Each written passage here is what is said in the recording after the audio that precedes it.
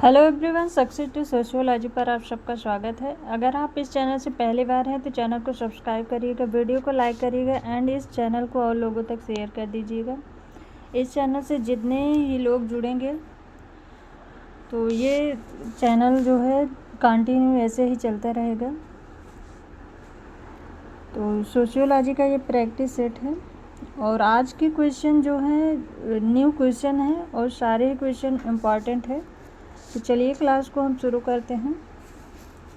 UP PGT के लिए ये क्वेश्चन बहुत ही इम्पॉर्टेंट है। आप लोग ध्यान से क्वेश्चन को पढ़िएगा फिर आंसर दीजिएगा। चलिए शुरू करते हैं। पहला क्वेश्चन है इसमें, लेविस एच मॉर्गन के अनुसार मानव समाज के विकास में सभ्यता को कौन से तथ्य पहले आने वाले चरणों से भिन्न कर देते हैं? तकनीकी आविष्कार, वैज्ञानिक आविष्कार, लौह अयस्क को गलाना, वर्णमाला, स्वर विज्ञान एवं लेखन का आविष्कार। राइट आंसर बताइए। राइट आंसर क्या होगा?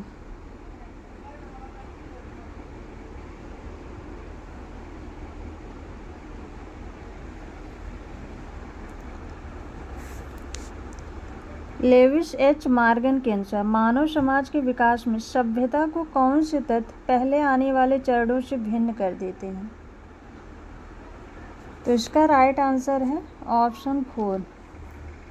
मॉर्गन ने 18वीं सदी में आदिम बर्बर और सभ्य समाज के विकास क्रम को लेखन पद्धति के आविष्कार के आधार पर बताया था। नेक्स्ट क्वेश्चन है, निम्नलिखित में से किसने संस्कृत की वैचारिक और अनुभूतिपरक श्रेणियों में भेद को सामने रखा है? PA Sorokin, Sigmund Freud, Kroeber, Spengler. Right answer बताइए।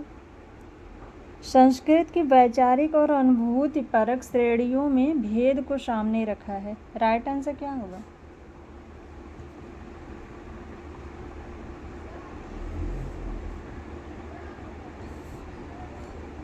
इसमें राइट आंसर है ऑप्शन फर्स्ट, पीए सोरोकिन ने। नेक्स्ट क्वेश्चन है, निम्नलिखित में से किस पर समाज का जैव सिद्धांत प्रभावशाली ढंग से बल देता है? समाज एक सप्राण जैविक अवयवी की तरह है। समाज मानव अवयवी की तरह नहीं है। समाज की इकाइयाँ अचर होती हैं। समाज की प्रत्येक इकाई एक सुनिश्चित सार्वभौम प्रकार का निष्पादन करती है। राइट आंसर बताइए क्या होगा? समाज का जैव सिद्धांत प्रभावशाली ढंग से बल देता है।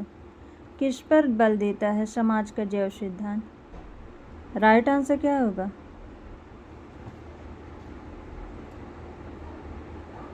समाज का जैव सिद्धांत ये समाज को एक सप्राण जैविक अवयवी की तरह मानता है। ऑप्शन फर्स्ट इसमें राइट आंसर है। नेक्स्ट क्वेश्चन सुमेलित करना है।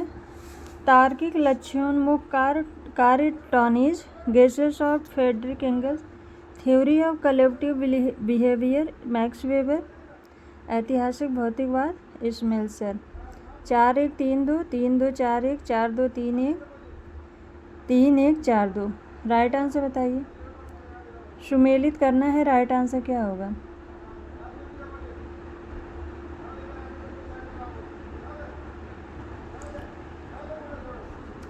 तो इसमें राइट आंसर है लक्ष्योन्मुख कार्य। तार्किक लक्ष्योन्मुख कार्य ये जो है मैक्स वेबर का है।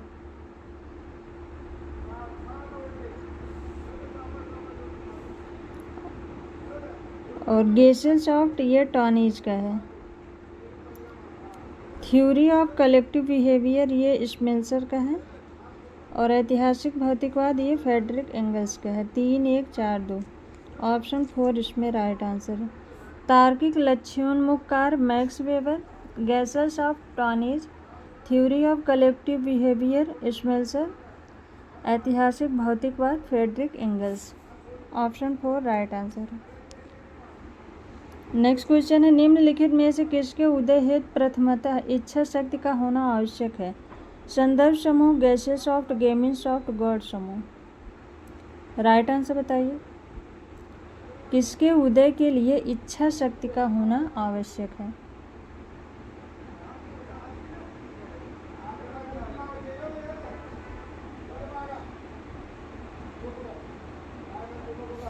तो इसमें राइट आंसर है ऑप्शन सेकंड, गेशेलसॉफ्ट। गेशेलसॉफ्ट इसे जो है समाज या समिति के संदर्भ में देखते हैं। इसके निर्माण के लिए इच्छा शक्ति का होना आवश्यक होता है। ऑप्शन सेकंड राइट आंसर है। नेक्स्ट क्वेश्चन है, समाज के निम्नलिखित प्रकारों पर विचार कीजिए। मध्यवर्गीय समाज, आदिम समाज, सामंती समाज, प्राचीन समाज। कार्ल मार्क्स के अनुसार इन समाजों का सही क्रम बताना है। 3-1-2-4, 2-4-3-1, 3-4-2-1, 2-1-3-4। राइट आंसर बताइए क्या होगा। समाज के इन प्रकारों को कार्ल मार्क्स के अनुसार सही क्रम, उन्होंने जो क्रम बताया था वही बताना है। राइट आंसर क्या होगा।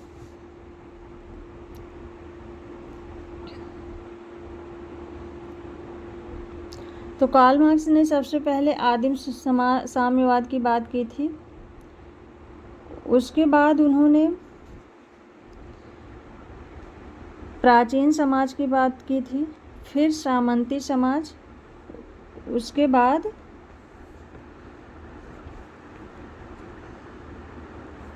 मध्यवर्गीय समाज।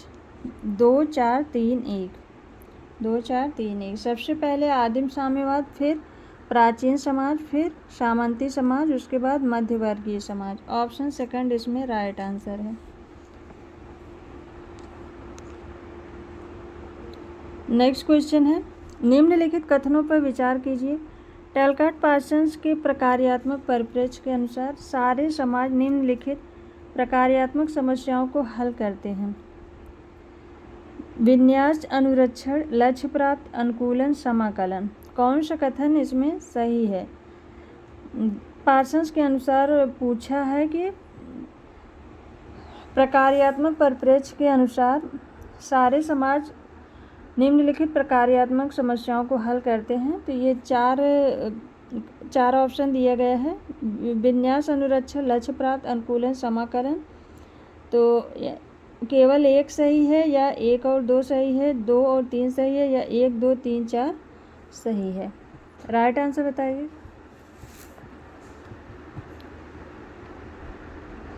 राइट आंसर क्या होगा। कार्ल मार्क्स ने क्रिया व्यवस्था के लिए 4 विद्यमान समस्याओं या आवश्यकताओं को अवधारणाकृत किया था, जिसमें अनुकूलन, लक्ष्य प्राप्त, समाकलन, विन्यास, अनुरक्षण। तो इसका ऑप्शन 4 राइट आंसर होगा। ये चारों हो जाएंगे। नेक्स्ट क्वेश्चन है, ऐसी स्थिति जिसमें लोग अपने सांस्कृतिक मूल्यों को सार्वभौम रूप से वैध मानते हैं और अन्य सभी संस्कृतियों की तुलना में उन्हें श्रेष्ठ मानते हैं, को क्या कहते हैं। सांस्कृतिक अंतर्लयन, समंजन, नृजात केंद्रवाद, सांस्कृतिक उभयभाविता। राइट आंसर बताइए।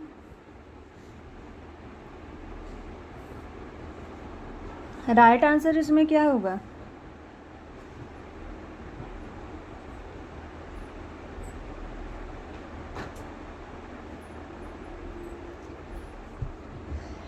इसमें राइट आंसर होगा ऑप्शन थर्ड, नृजात केंद्रवाद। जहाँ पर संस्कृति दूसरी संस्कृति की तुलना में अपने आप को श्रेष्ठ मानती है, वहाँ पर नृजात केंद्रवाद होगा। और नृजात केंद्रवाद के सर्वप्रथम प्रयोग जो है शमनर ने किया था। नेक्स्ट क्वेश्चन है, सांस्कृतिक सापेक्षवाद का क्या अर्थ है। हमारे मानने हेतु कोई सार्वभौमिक सांस्कृतिक प्रतिमान नहीं है। प्रत्येक व्यक्ति की सामाजिक संस्थाओं के प्रति दृष्टि अपने सांस्कृतिक परिप्रेक्ष्य से ही तय होती है। सांस्कृतिक विशेषताओं के प्रकार तथा अर्थ उनके सामाजिक विन्यास के अनुसार होते हैं। यह विश्वास कि अपनी संस्कृति अन्य की संस्कृति से श्रेष्ठ है। सांस्कृतिक सापेक्षवाद का क्या अर्थ है। राइट आंसर बताइए। राइट आंसर क्या होगा।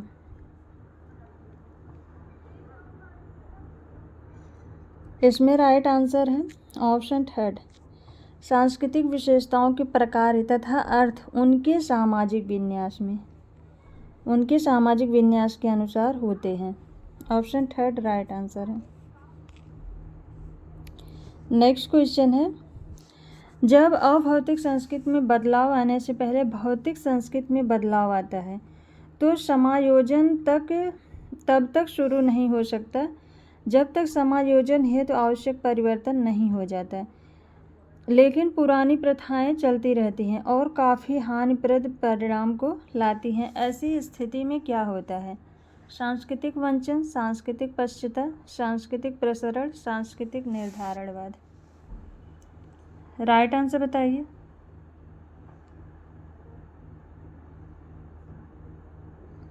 राइट आंसर क्या होगा?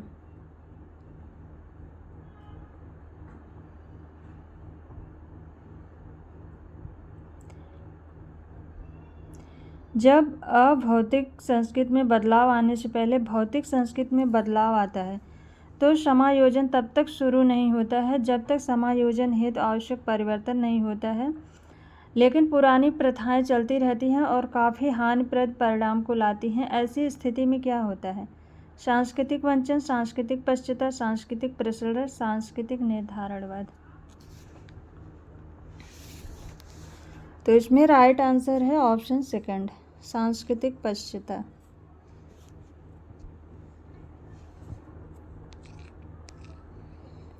नेक्स्ट क्वेश्चन है, एक समाज से दूसरे समाज में सांस्कृतिक विशेषताओं के फैलने को सामान्यतः क्या कहते हैं? संक्रमण, प्रसरण, संस्कृतकरण, विभेदीकरण। एक समाज से दूसरे समाज में सांस्कृतिक विशेषताओं के फैलने को क्या कहते हैं?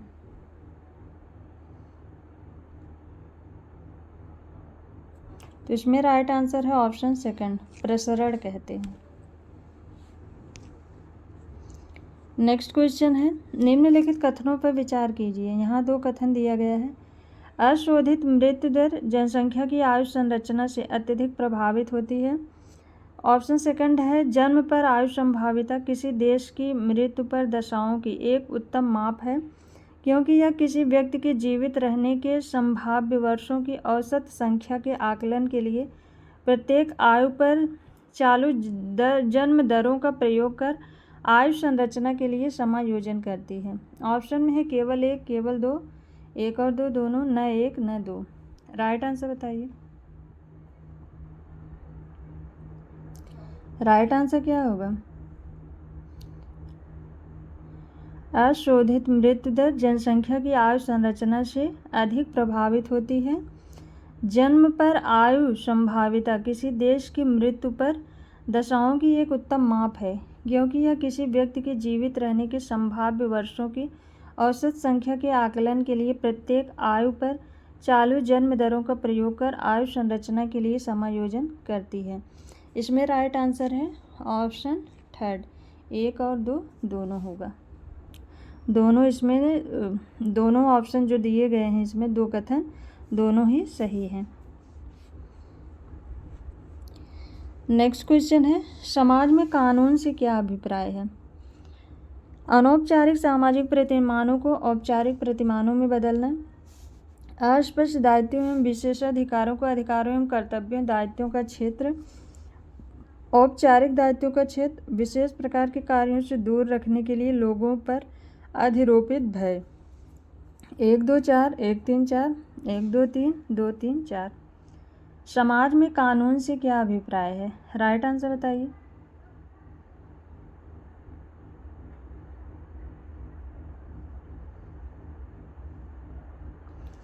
तो इसका राइट आंसर है अनौपचारिक सामाजिक प्रतिमानों को औपचारिक प्रतिमानों में बदलना। ये है औपचारिक दायित्वों का क्षेत्र यह है और विशेष प्रकार के कार्यों से दूर रखने के लिए लोगों पर अधिरोपित भय ये है। 1 3 4 ऑप्शन सेकंड इसमें राइट आंसर है।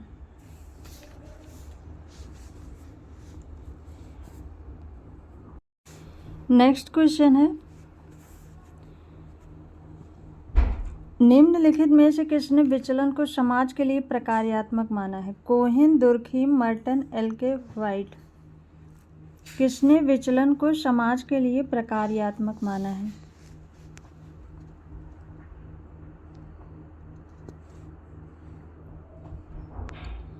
तो इसका राइट आंसर है option second, option third, Robert के मर्टन ने विचलन को समाज के लिए प्रकार्यात्मक माना है। नेक्स्ट क्वेश्चन है, निम्नलिखित युग्मों में से कौन सा एक सही रूप से सुमेलित नहीं किया गया है?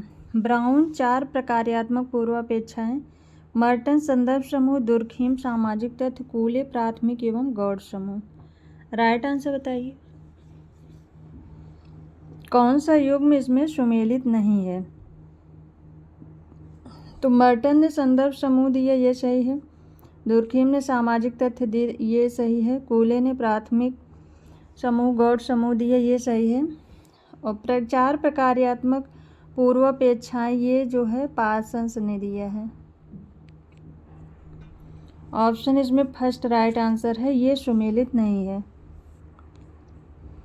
नेक्स्ट क्वेश्चन है, गॉफमैन के अनुसार सामाजिक भूमिका की अवधारणा का उद्गम क्या है? नाटकीय प्रतिवेश, सामाजिक जीवन, सामाजिक संस्तरीकरण की प्रणाली, भूमिका अनुकूलन प्रक्रिया। गॉफमैन के अनुसार सामाजिक भूमिका की अवधारणा का उद्गम है।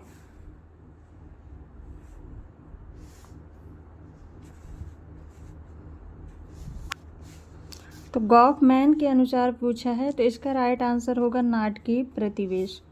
ऑप्शन इसमें फर्स्ट राइट आंसर है। गॉफमैन ने सामाजिक जीवन का विश्लेषण करने के लिए रंगमंच की उपमा का प्रयोग किया है। वे स्पष्ट करते हैं कि व्यक्ति किस प्रकार भूमिकाएं अदा करते हैं और विभिन्न स्थितियों में एक दूसरे के समक्ष अपनी छवि प्रस्तुत करते हैं। नेक्स्ट क्वेश्चन है, निम्नलिखित में से कौन सा कथन परिस्थिति के संदर्भ में सही नहीं है? कोटि क्रम पद को परिस्थिति कहते हैं। सामान्य संस्थात्मक प्रणाली में पद को परिस्थिति कहते हैं। समूह के द्वारा व्यक्ति की योग्यता के अनुमान को परिस्थिति कहते हैं। व्यक्ति की सांस्कृतिक विशेषता को परिस्थिति कहते हैं। राइट आंसर बताइए।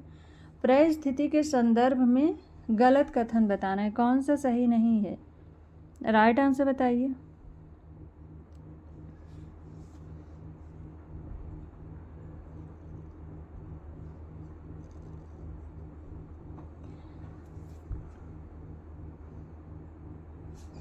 तो कोटि क्रम पद को परिस्थिति कहते हैं, ये सही है। सामान्य संस्थात्मक प्रणाली में पद को परिस्थिति कहते हैं, ये सही है।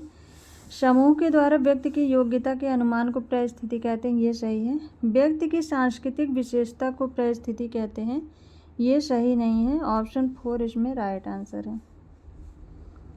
नेक्स्ट क्वेश्चन है, सामाजिक परिवर्तन के निम्नलिखित में से किस विन्यास से भारत में संस्कृतिकरण की प्रक्रिया की तुलना की जा सकती है? प्रतिमानहीनता, समस्तरीय गतिशीलता, उद्विकासात्मक प्रक्रिया, संदर्भ समूह मॉडल। राइट आंसर बताइए।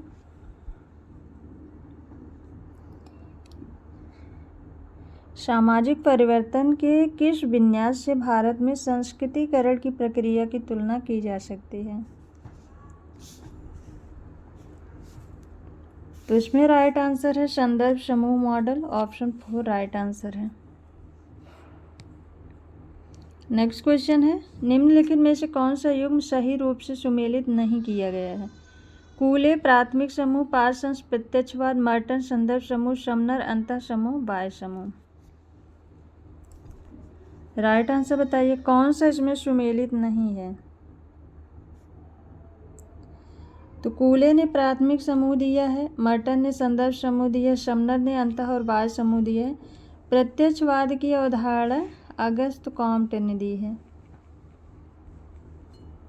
अगस्त कॉम्ट ने दी है, पार्सन्स ने नहीं दी है। ऑप्शन सेकंड ये सुमेलित नहीं है। नेक्स्ट क्वेश्चन है, परिवार को प्राथमिक समूह की श्रेणी में रखा जाता है। परिवार को प्राथमिक समूह की तरह दर्शाने के लिए समाजशास्त्रियों द्वारा किन अन्य शब्दों का प्रयोग किया जाता है? जननिक स्वाभाविक अंतर समूह समरक्तता, जननिक ऐच्छिक अंतर समूह संघ, जननिक स्वाभाविक बहिर्समूह संस्था, स्वाभाविक संस्थात्मक समरक्तता संघ। राइट आंसर बताइए। परिवार को प्राथमिक समूह की श्रेणी में रखा जाता है। परिवार को प्राथमिक समूह की तरह दर्शाने के लिए समाजशास्त्रियों ने किन अन्य शब्दों का प्रयोग किया है? राइट आंसर बताइए। तो परिवार प्राथमिक समूह है, तो इसमें ये ऐच्छिक नहीं होगा, संघ नहीं होगा। प्राथमिक समूह इसमें जो है अनिवार्य होना चाहिए। बहिर नहीं होगा, ये दोनों ऑप्शन कट गए। और इसमें जो है संघ नहीं होगा। तो इसका राइट आंसर हो जाएगा ऑप्शन फर्स्ट, जननिक, स्वाभाविक, अंतर समूह और समरक्तता। ऑप्शन फर्स्ट राइट आंसर होगा। नेक्स्ट क्वेश्चन है, किसने सापेक्ष वंचन को सबसे पहले प्रयुक्त किया? Stouffer, Merton, Sumner, Anderson. Right answer बताइए।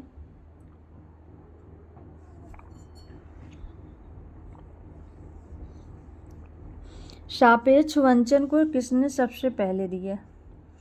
तो सापेक्ष वंचन की अवधारणा का सर्वप्रथम प्रयोग जो है प्रोफेसर सैमुअल स्टाउफर ने अमेरिकी सिपाहियों के अध्ययन में किया था। ऑप्शन फर्स्ट इसमें राइट आंसर है। नेक्स्ट क्वेश्चन है, निम्नलिखित में से किस लेखक ने सामाजिक दूरी मापक्रम का विकास किया? L Guttman, Pauline Young, Goode and Hatt, Bogardus. किस लेखक ने सामाजिक दूरी मापक्रम का विकास किया है? तो सामाजिक दूरी मापक्रम की बात जो है बोगार्डस ने की है। ऑप्शन 4 राइट आंसर है। नेक्स्ट क्वेश्चन है, निम्नलिखित सिद्धांतों में से कौन सा एक सामाजिक विरोध का कारण माना जाता है? संपूर्ण वंचन, उत्पीड़ितों की सामाजिक लामबंदी, सापेक्ष वंचन, संपूर्ण गरीबी। राइट आंसर बताइए। कौन सा एक सामाजिक विरोध का कारण माना जाता है? राइट आंसर क्या होगा?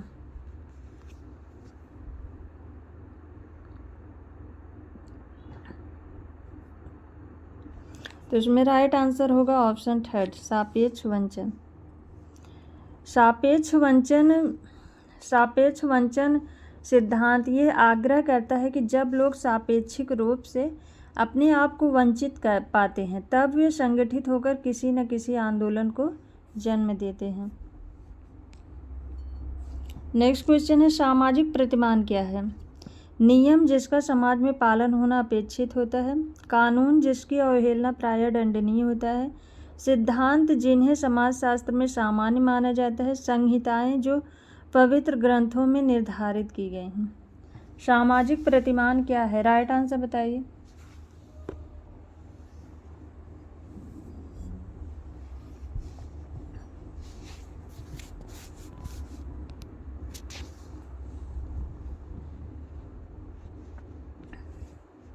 इसमें राइट आंसर है नियम जिसका समाज में पालन होना अपेक्षित है। ऑप्शन फर्स्ट राइट आंसर है। नेक्स्ट क्वेश्चन है, निम्नलिखित में से कौन सा एक सामाजिक संरचना के तत्व के अंतर्गत नहीं आता है? विसामान्यता, पालन, संस्वीकृत, समूह क्रिया। कौन इसमें सामाजिक संरचना के तत्व के अंतर्गत नहीं आता है? राइट आंसर बताइए।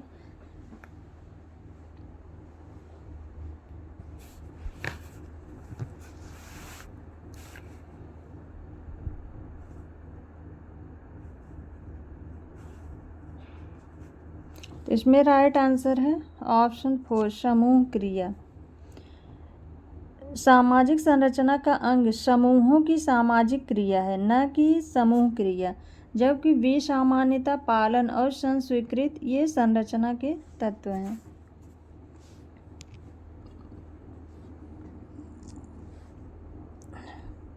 नेक्स्ट क्वेश्चन है, प्रकारवादियों के अनुसार सामाजिक एकीकरण के लिए कौन सा सबसे महत्वपूर्ण तथा मूल घटक है? मूल मतैक, सापेक्ष स्थिरता का अनुरक्षण, संरचनात्मक अंतर्निर्भरता, प्रतिमानहीनता की दशा। प्रकारवादियों के अनुसार सामाजिक एकीकरण के लिए कौन सा सबसे महत्वपूर्ण तथा मूल घटक है? ये बहुत ही इम्पॉर्टेंट क्वेश्चन है। तो इसका राइट आंसर होगा ऑप्शन फर्स्ट, मूल मतैक। नेक्स्ट क्वेश्चन है, निम्नलिखित में से किस प्रक्रिया के अंतर्गत एक संस्कृत स्वयं को प्रबल संस्कृत में विलीन कर देती है? अनुकूलन, समायोजन, आत्मसातकरण, पर संस्कृत ग्रहण। किस प्रक्रिया के अंतर्गत एक संस्कृत स्वयं को प्रबल संस्कृत में विलीन कर देती है?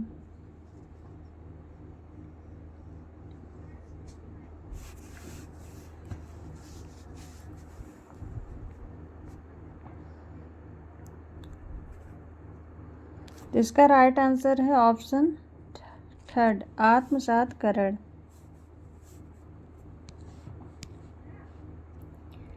नेक्स्ट क्वेश्चन है, फ्रायड के अनुसार प्रतिपादित समाजीकरण के बारे में निम्नलिखित कारकों पर विचार कीजिए।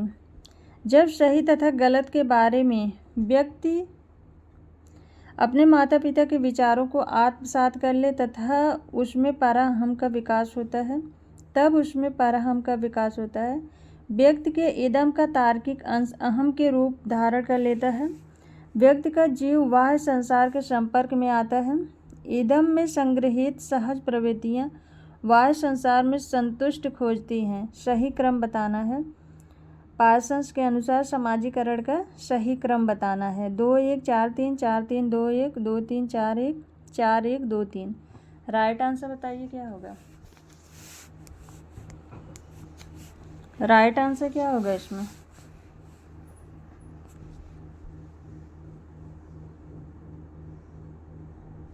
इसमें राइट आंसर होगा, इदम में संग्रहित सहज प्रवृत्तियाँ बाह्य संसार में संतुष्ट खोजती हैं। व्यक्ति का जीव बाह्य संसार के संपर्क में आता है। व्यक्ति के इदम का तार्किक अंश अहम का रूप धारण कर लेता है। जब सही तथा गलत के बारे में व्यक्ति अपने माता पिता के विचारों को आत्मसात कर ले तब उसमें पराहम का विकास होता है। ऑप्शन सेकंड इसका राइट आंसर है।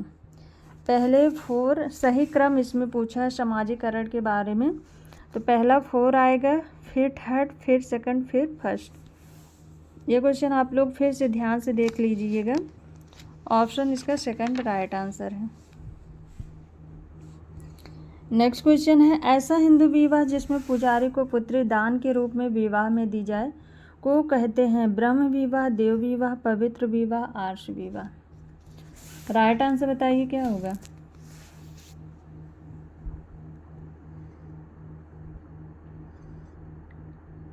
ऐसा हिंदू विवाह जिसमें पुजारी को पुत्री दान के रूप में दी जाती है। इसका राइट आंसर है ऑप्शन सेकंड, देव विवाह। नेक्स्ट क्वेश्चन है, जिसमें मुसलमानों में एक पत्नी विवाह से मुक्त हो सकती है यदि वह पति को क्षतिपूर्ति दे दे। इससे पति की सम्मति होनी आवश्यक है। तलाक के उस प्रकार को कहते हैं मेहर, तफवीज, खुला, राक्षस।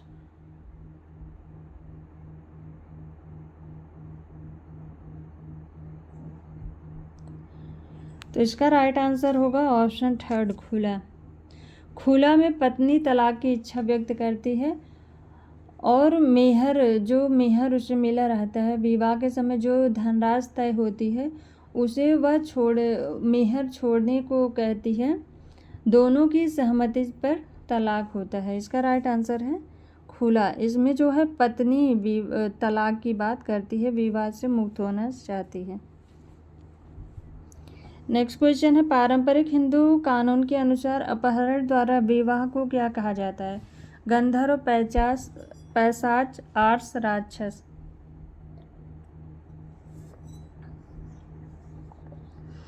पारंपरिक हिंदू कानून के अनुसार अपहरण द्वारा विवाह करने को क्या कहा जाता है?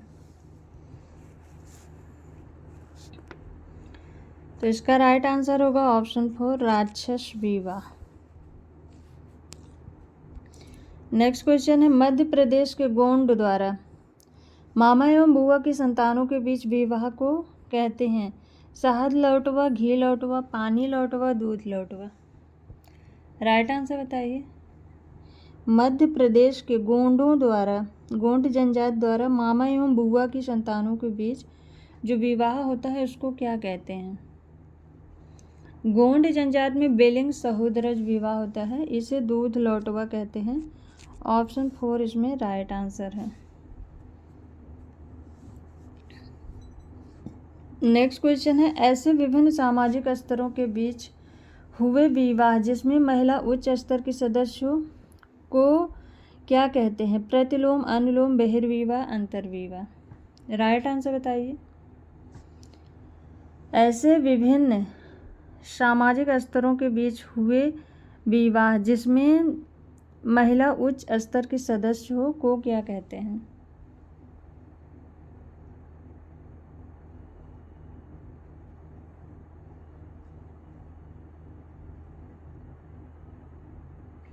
तो इसका राइट आंसर है जिसमें महिला उच्च स्तर की होती है तो वो प्रतिलोम विवाह होता है। ऑप्शन फर्स्ट राइट आंसर है। नेक्स्ट क्वेश्चन है, निम्नलिखित में से किस स्थिति को स्वशरीक बहुपत्नी प्रथा कहा जाता है?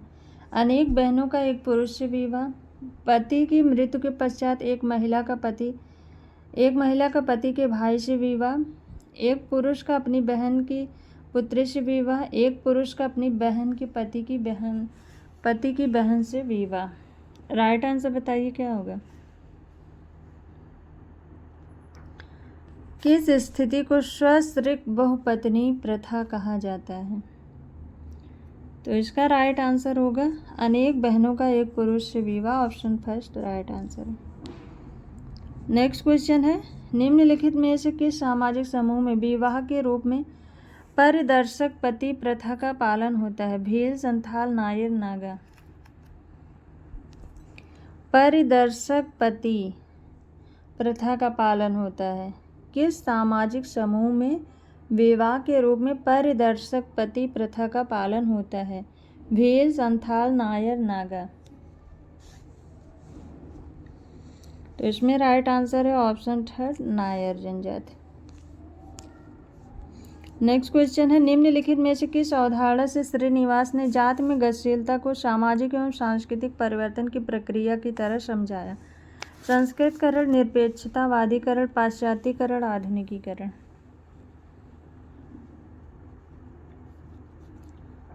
किस अवधारणा से श्रीनिवास ने जाति में गतिशीलता को सामाजिक एवं सांस्कृतिक परिवर्तन की प्रक्रिया की तरह समझाया है?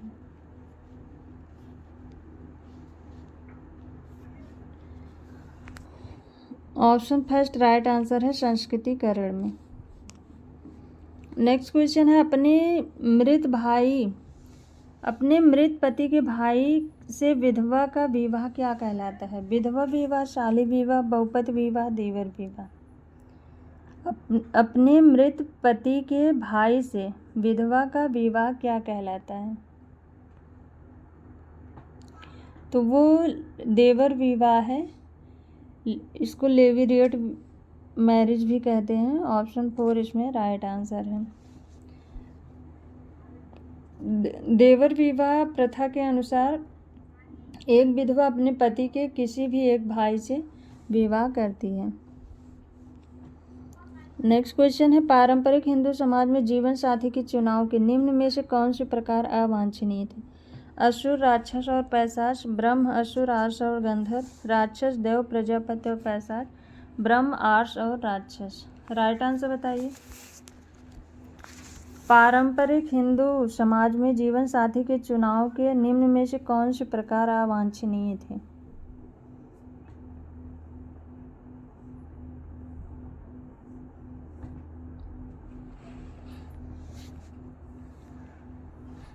अवांछनीय विवाह। तो इसका राइट आंसर होगा ऑप्शन फर्स्ट असुर, राक्षस और पैशाच। ऑप्शन फर्स्ट राइट आंसर है। नेक्स्ट क्वेश्चन है, जब समुदाय में 2 या अधिक सगोत्री अवयव हों तो उन्हें क्या कहा जाता है? मोइटी, फैक्ट्री, बहिर्विवाही कुल, अंतर्विवाही कुल। जब समुदाय में 2 या अधिक सगोत्री अवयव हों तो उन्हें क्या कहा जाता है?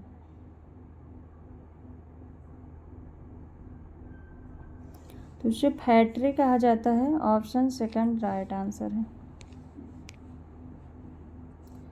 नेक्स्ट क्वेश्चन सुमेलित करना है। परिहास संबंध, मॉर्गन, वर्जना, F.J.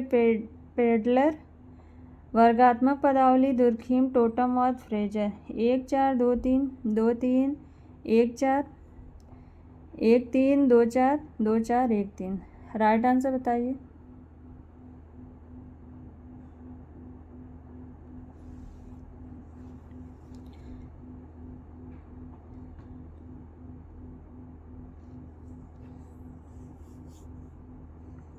परिहास संबंध ये है ऑप्शन सेकंड F.J. पेडलर। वर्जना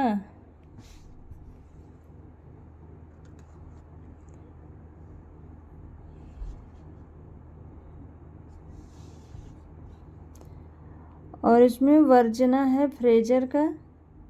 वर्गात्मक पदावली ये है मॉर्गन का। टोटमवाद ये है दुर्खीम का। 2 4 1 3 2 4 1 3 ऑप्शन 4 इसमें राइट आंसर।